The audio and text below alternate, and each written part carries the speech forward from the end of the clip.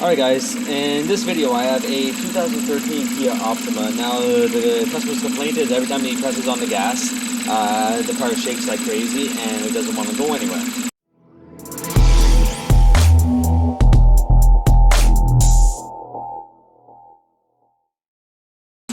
So I verified the customer's complaint, and when you hit the gas, there's a deadness that happens onto the vehicle. So my next step is what I did is that I went and checked the DTCs. Now the DTC that is in the system is a P0302 cylinder 2 Misfire. So from there, what I did is that I went ahead and I grabbed the scope. Now I'm using the primary circuit in order to try to diagnose my secondary circuit. And this is just something that I do because on coil on plugs I don't actually have the attachment in order to go check my secondary firing event straight at the coil. So this is the way that I do it, and I have another video on a Forte where I did like this too. But we're going to come over here and I'm going to show you guys the image that is up on screen. So basically it looks pretty much like a standard ignition waveform. So we have our 12 volts coming in, or our battery voltage coming in. Then the computer takes and it grounds out your circuit. And this part right here is your coil saturation phase. And then all of a sudden the computer takes and it leaves go of the ground for the coil. And then it takes and it fires. Now we're not going to have as big as a firing line as we would onto a conventional setup for an ignition waveform. So what ends up happening, it does fire up pretty high, and typically on Kias what I've seen is roughly about 24-25 volts. That's in the typical range. And then over here, this area right here is actually would be your firing line. Okay, yeah, your spark line on this area right here, from here to here. If I get you guys that, point with a pointer. So from right here to right here would be your firing line, and then you have your residual oscillations that happen afterwards. So now what I'm gonna do, I'm gonna take and I'm gonna try set you guys up onto this onto the scope, and I'm gonna go ahead and I'm gonna put the car in drive, hold on the brake, and I'm gonna create a load on the engine, and I'm gonna let you guys see what's happening.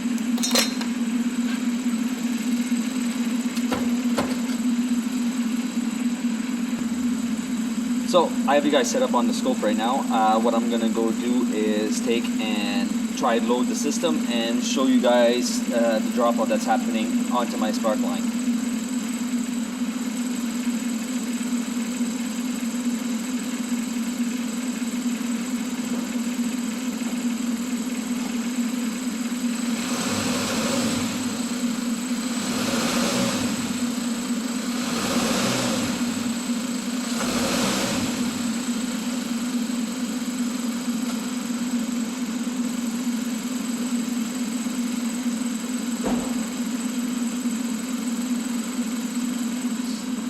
So, as you can see, the system, I don't know if I'll be able to get back onto it. Let's see if we can catch it. No, we didn't, it's in there, so what I'm going to do real quick is we'll go to the home, go into Max Assist, we'll go into Data Manager, we'll go into the PDFs, where is it? No, images. And I had already checked this once, just in case I wasn't able to catch it that time for you guys. So I have a saved PDF image, and as you can tell right here, we have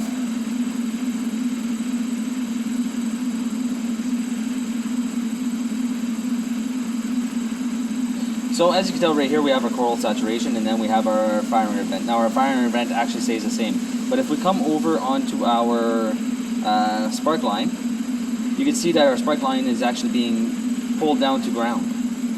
Okay, so there's an issue happening onto the secondary side of the coil. Now it could be the coil, it could be the spark plug, but we're gonna have to verify this and see what is going on.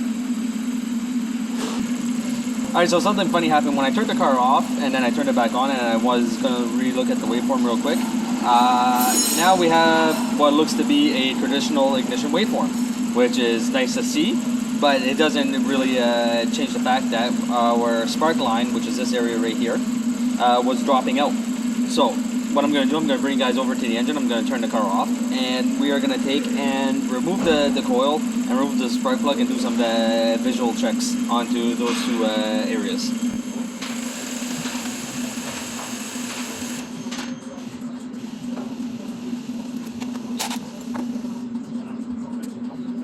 So at first glance, there doesn't seem to be any carbon tracking or anything coming off of the coil, so that's a good sign. More than likely the coil is intact, but we're going to take and we'll probably take and we'll ohm it just to be safe. But before we do all that, on the primary side, because you can't actually take and ohm the secondary side, because there's actually diodes that stop you from taking the resistance of the secondary side. I'm going to remove the spark plug, and we're going to look at the spark plug physically and see what's going on with that.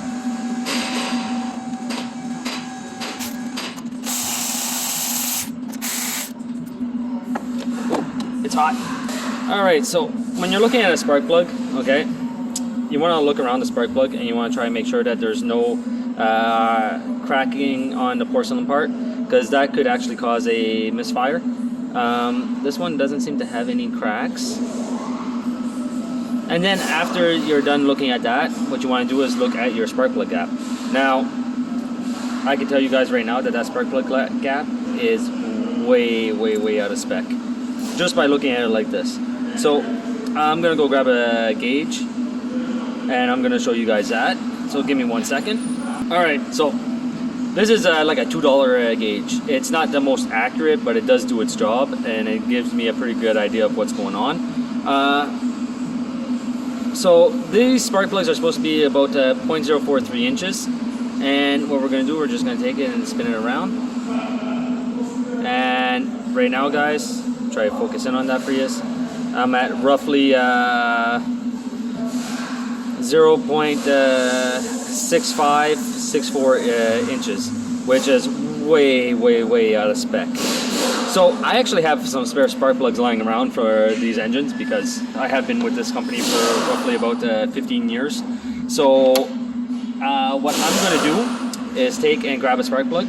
We're going to throw a spark plug into it, and we're going to see if the misfire is still there.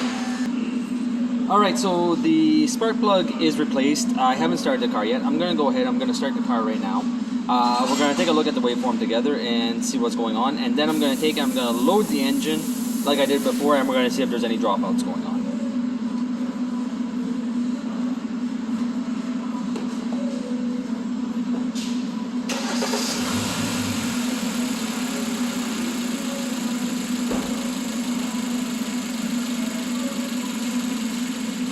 Alright, so here we have the ignition waveform. As you can see, we have our battery voltage coming in.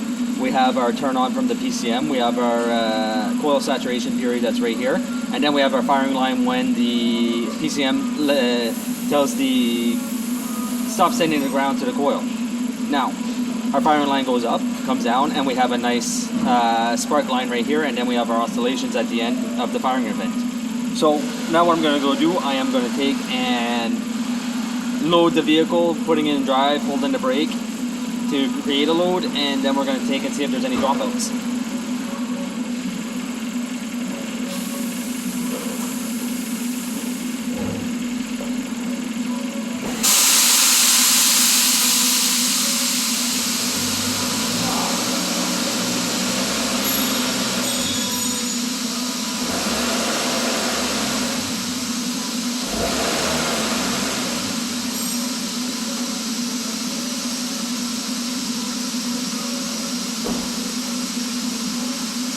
Alright, let's stop that real quick. We'll see if we can catch that. And here we go. So as you can see, there was no actual dropouts going on onto the side. We have our firing line that changed a little bit. We have, let's get inside here. We have our spark line, which looks good. And as you can tell, it does not actually drop down to ground. It stays pretty relatively in the same spot. So, I'm going to go ahead and consider this one a fix. I'm going to go ahead and replace the spark plugs while I'm at it. And on all 4 cylinders. and this car will be fixed, and the client will be happy that he's able to drive his car again. So, and I'll also be putting the part number for the spark plugs for this engine right here. This is a 2013 2.4 liter GDI engine, and this is the spark plug number straight from Kia. So, I hope you guys enjoyed this little video, and I will see you guys next time.